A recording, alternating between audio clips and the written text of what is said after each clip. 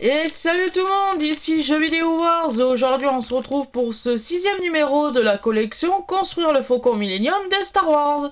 On va tout de suite passer au déballage.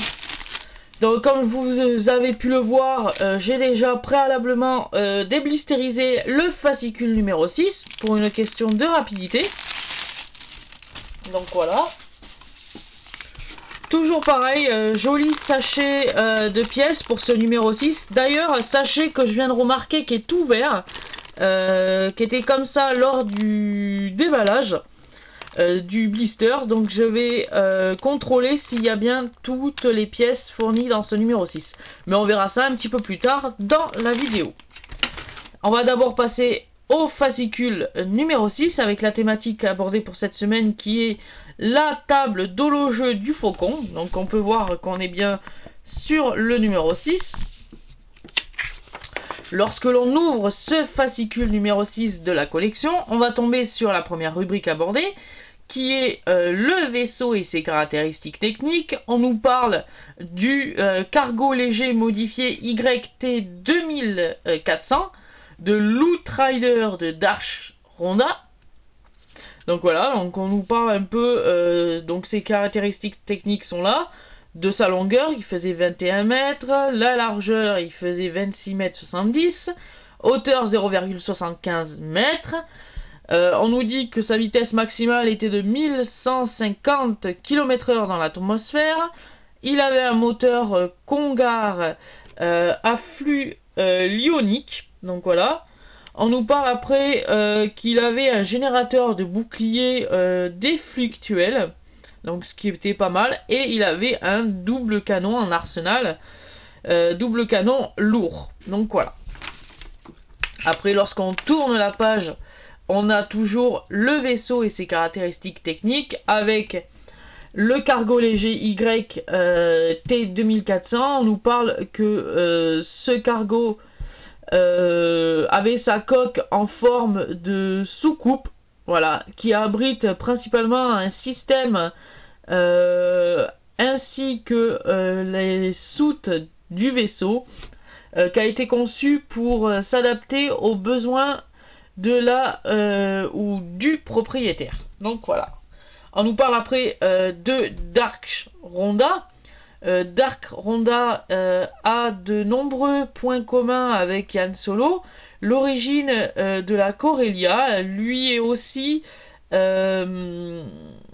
il entra à l'académie pour devenir officier impérial. Donc voilà, on a une très belle image de Dark Ronda ici, en bas à gauche. Sur la page de droite, on a tout d'abord la bataille contre le soleil noir du prince Yayor. Voilà, l'ultime mission de l'Outrider. Donc voilà. Après, on nous parle en bas à droite du Faucon Millenium avec l'Outrider de Dark Ronda. Lorsque Han Solo fut congelé dans la carbonite, Ronda aperçut que Boba Fett avait atterri sur Carl. Donc voilà, Boba Fett, si on préfère, avait piqué le vaisseau de Han Solo et Dark Ronda l'a suivi pour récupérer le Faucon Millenium, si je me trompe pas. Après, on a une petite partie de en coulisses avec enquête de Dark. Donc voilà. L'Outrider fut imaginé par Doug Cheng, artiste conceptuel plutôt chez ILM. Sa figure clé de la première trilogie. Donc voilà. Après, on va tout de suite passer au carnet de vol ou au secret de vol avec les tables d'horloge. Donc on nous dit que l'un des éléments les plus connus, bien qu'il aille inattendu, du faucon, est la table d'horloge accompagnée de son banc semi-circulaire, également installée sur l'autre appareil interstellaire. Elle permet à l'équipage de passer du temps.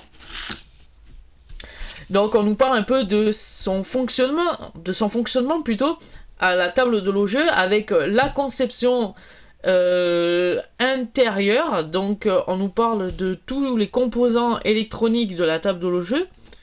On nous parle après des stratégies de jeu, comment on pouvait gagner une partie de l'eau-jeu, ça c'était pas mal. On nous parle après des holo-créatures, des différents monstres qui pouvaient apparaître sur la table de l'eau-jeu. Donc ça c'est vraiment pas mal. Et après on nous parle de l'Onyx, voilà, représenté comme une créature féroce sur la table. Cet habitant de la planète Gallion était une bête inoffensive employée comme animal de compagnie royale ou fauve de garde bruyant. Donc voilà, cette bestiole ici. Après on a une petite partie de en coulisses avec la table de l'eau-jeu. Alors lorsque George Lucas plutôt, imagina pour la première fois la scène de Un Nouvel Espoir où Chewbacca joue au Dejarik contre R2D2, son souhait était de créer des pièces animées en filmant des acteurs déguisés devant un décor ou un arrière-plan. Donc voilà.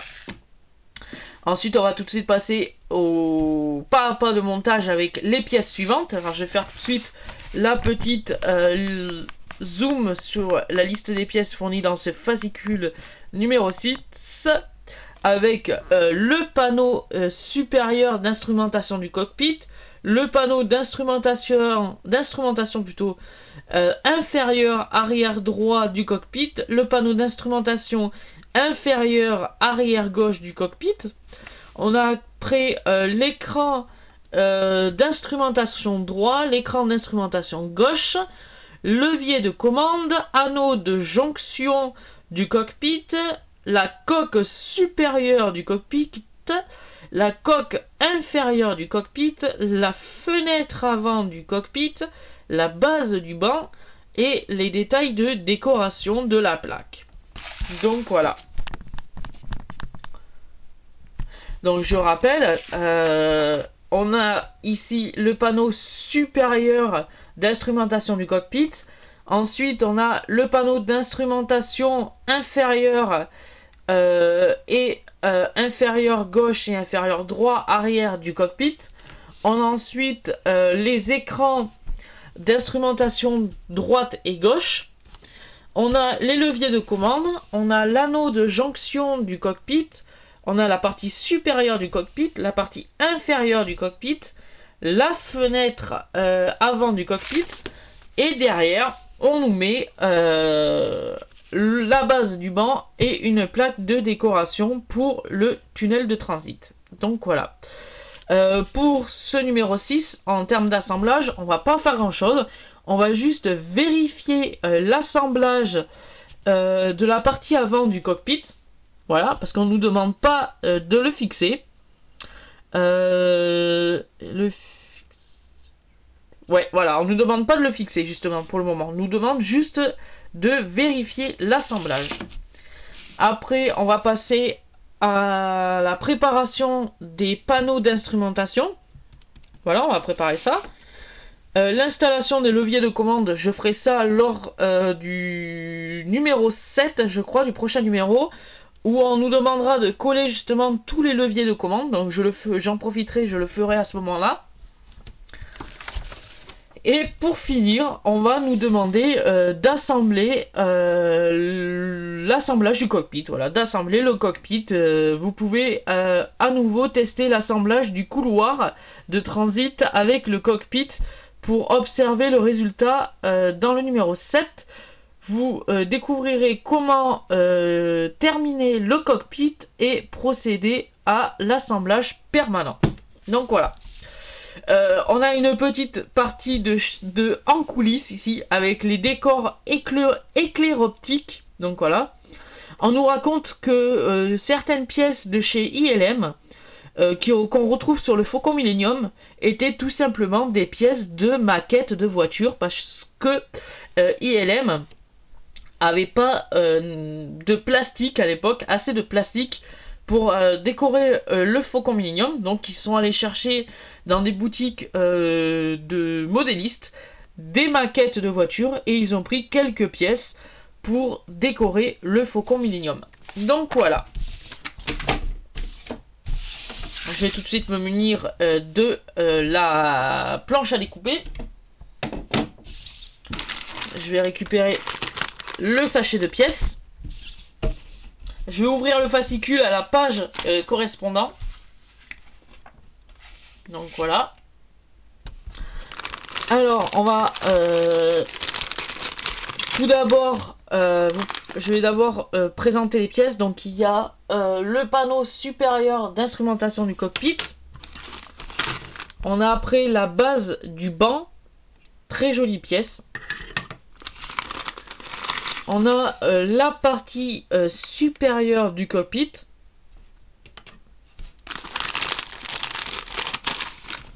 On a les leviers de commande. On a la base inférieure du cockpit, avec comme une sorte de petite antenne ici, très jolie. Donc c'est la base inférieure du cockpit. On a après la fameuse plaque de décoration. Hop. Voilà. On a ensuite l'anneau de jonction du cockpit, très belle pièce.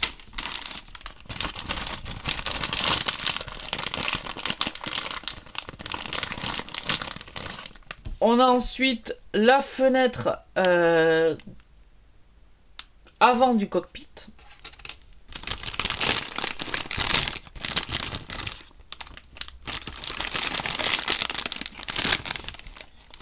On a ensuite l'écran d'instrumentation du cockpit. Voilà, droite et gauche.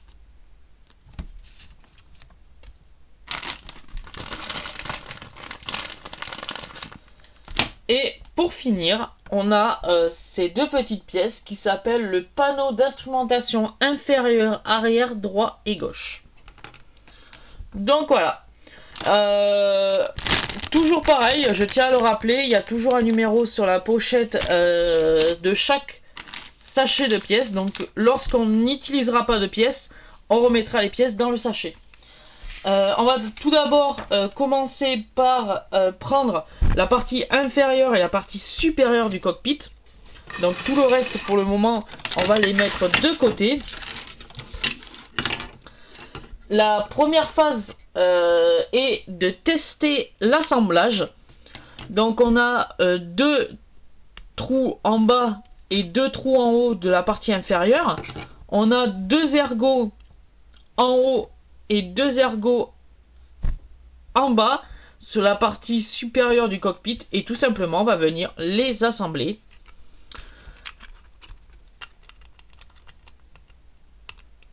Voilà, comme ceci. Après on nous demande de tester plutôt et d'y fixer après la fenêtre avant du cockpit. Alors là il y a, vous le verrez, un ergot ici. Vous avez ici un trou ici.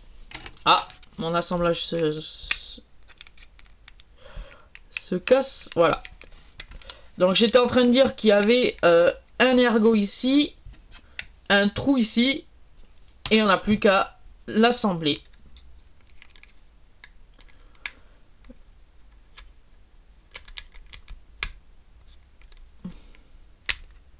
Ah, pourquoi ça veut pas tenir? Ah, mais ça tiendra que si on mettra de la colle.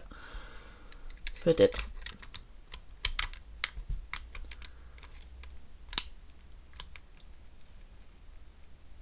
Voilà à quoi ça doit ressembler. Voilà. Après, on nous demande justement de récupérer... hop, je vais le remettre. justement on nous demandait plutôt de récupérer l'anneau de jonction. Bon, ça je le mettrai plus tard, qui est ici.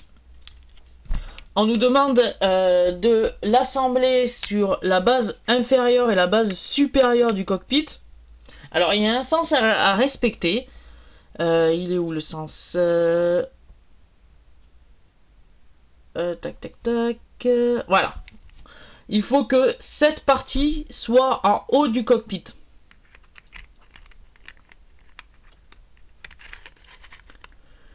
Hop. Voilà. Et en plus, il y avait un trou ici. Il y a un trou ici. Il y a un ergot ici. Il faut que ça rentre dans l'ergot. Voilà. Comme ceci. Ah ben justement, mais maintenant que ça tient, je vais pouvoir remettre ma fenêtre.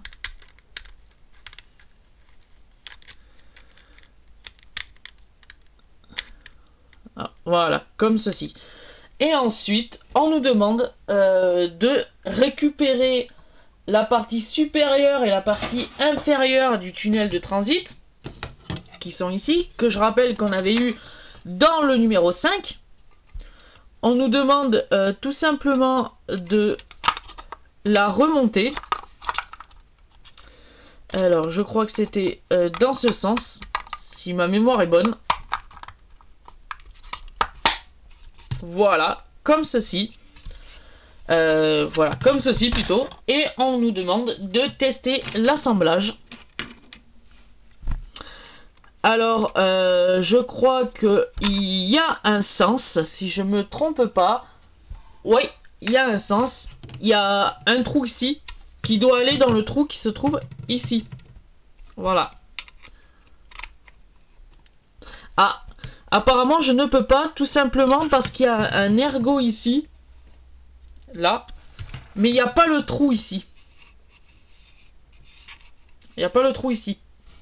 Donc il va falloir qu'on fasse une découpe lorsque l'on montera l'assemblage finalement. Au final. Là c'est que temporaire. Mais quand on montera l'assemblage permanent plutôt, je cherche le mot, il faudra qu'on fasse un ergot, comme on peut appeler ça, ou un trou, pour qu'on puisse assembler. Qu'on puisse l'assembler. Donc voilà. Ça, pour ça, c'est fini.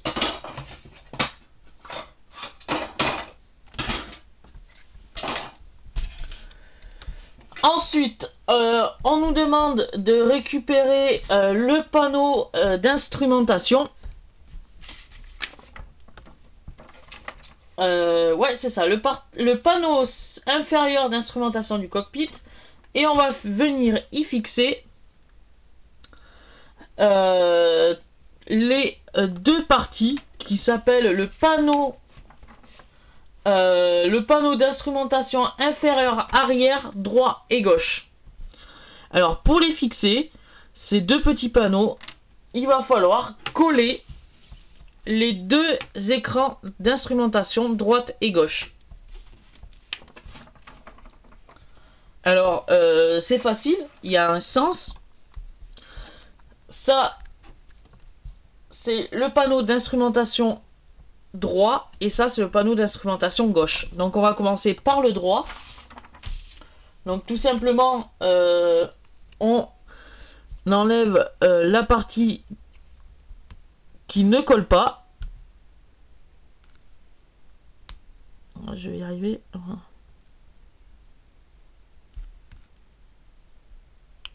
Voilà, comme ceci. On va venir la fixer comme ceci, ici.